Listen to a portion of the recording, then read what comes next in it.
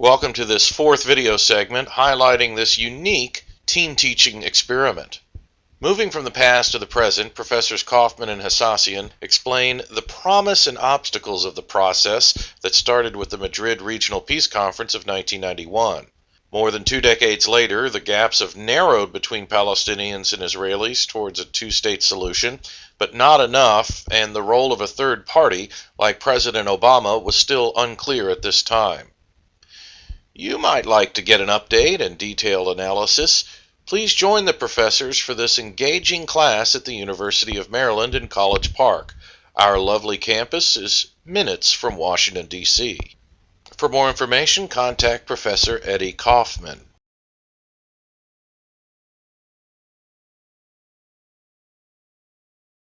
I would tell you, Oslo had a lot of problems. Regardless, it was a breakthrough, regardless of the achievements that we have discussed, but definitely it had certain problems.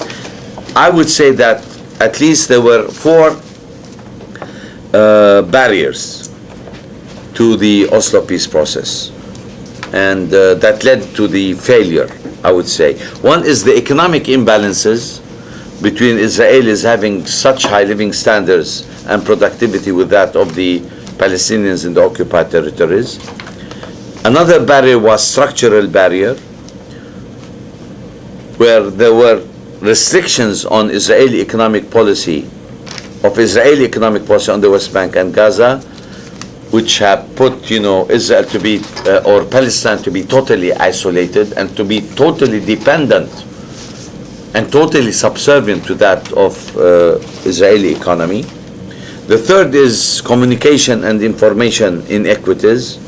If you go to the West Bank and if you go to Israel, you can see the road infrastructures. One is like the United States, the other is like even Tijuana, Mexico now is much improved.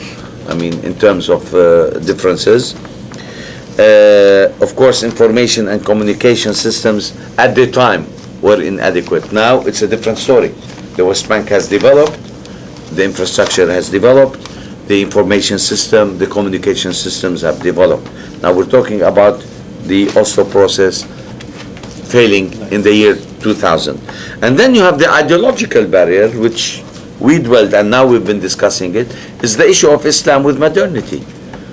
How could we be compatible and consistent with westernization, globalization, while fundamentalists are still carrying the notion of going back to the precepts of Islam and ruling by having an Islamic state? So there is a major contradiction when it comes to ideology. I think 2 main issues resulted from the Oslo peace process.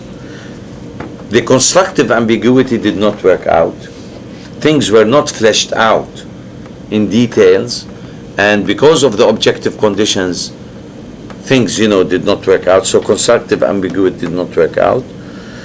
And the talk of a new Middle East was appealing, but to those who spoke the language of diplomacy. In other words, they did not concretize it on the ground by cashing on the dividends for people that peace is possible and peace is affecting our daily life. What we have witnessed from 1993 to the year 2000, settlements doubled, settlers doubled, more military checkpoints, and the suicide bombings on the other side. So things were not easy. I mean, even with all the shortcomings of the Oslo peace process, we have seen other factors that really made it impossible for Oslo, to succeed.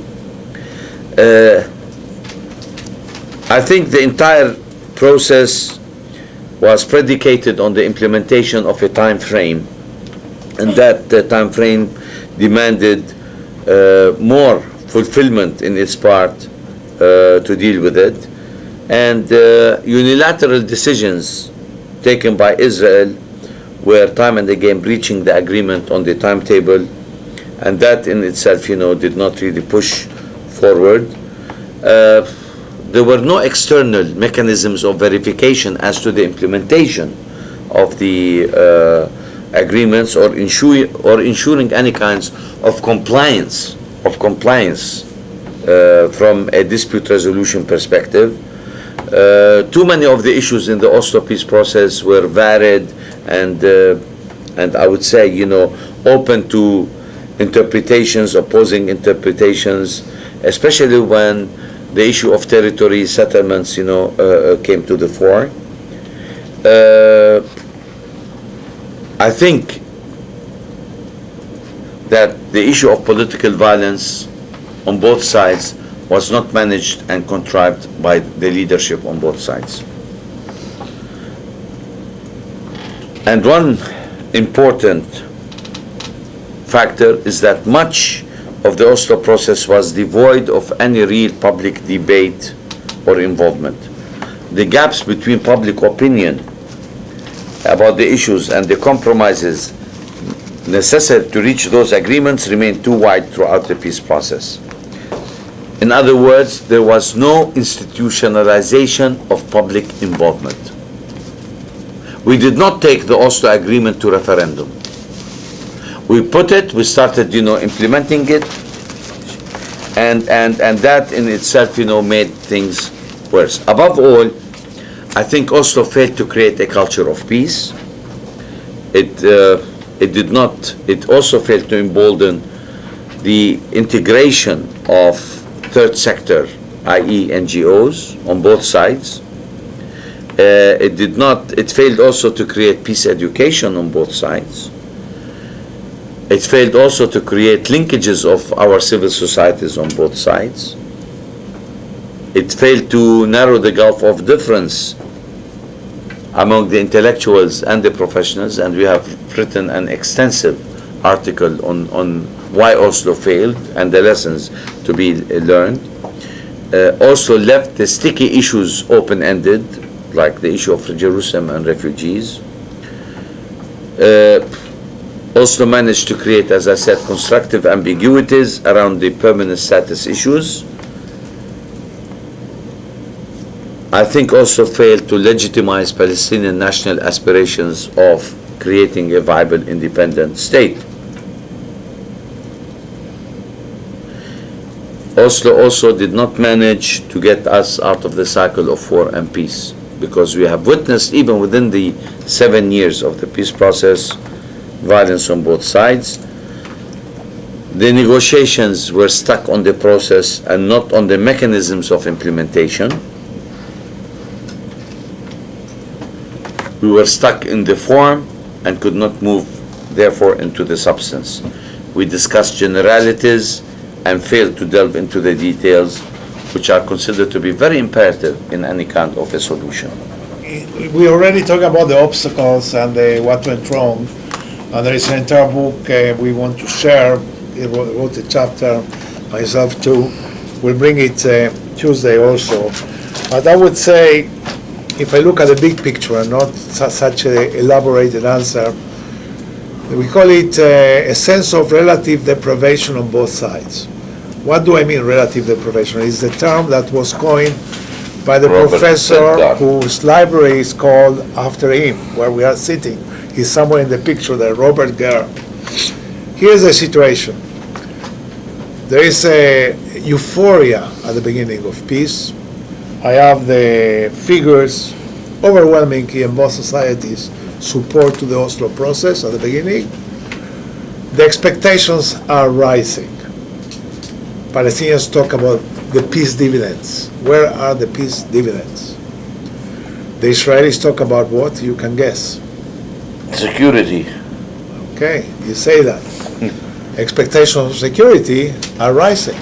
Expectations of economic development are rising on both sides. And what happens? The reality on the terrain, because of the spoilers, suicide bombing, and also because the obstacles that Israel is putting, including economic, military, are going down. So people say, we were better off before Oslo. We were better off. So the gap between the rising expectations and the reality, that was the failure of the Oslo process. And the people were not socialized into the idea that there are spoilers, there are going to be spoilers. They should have said time and again and again and again, this is not going to be easy because there will be spoilers.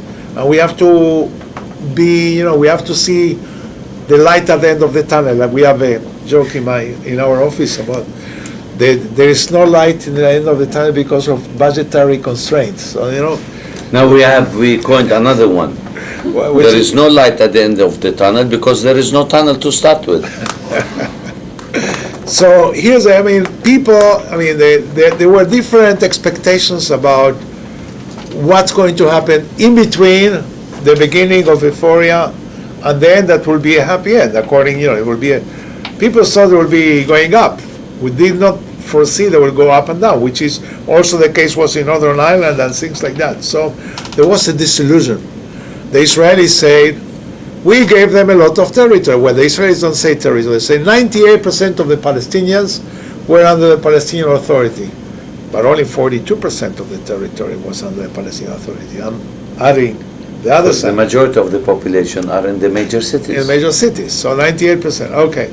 So they are now 98% under the Palestinian Authority, and look what they are doing to us. Instead of more security, less security. Palestinians are saying, we finally accepted Israel on 78% of the historic Palestine. We are only asking for 22. Look what they are doing with the settlement. They are killing the peace process.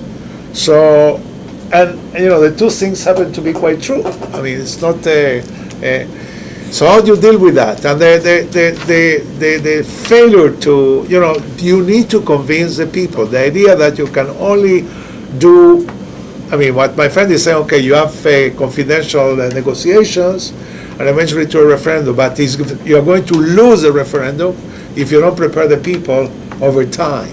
And that was not what happened.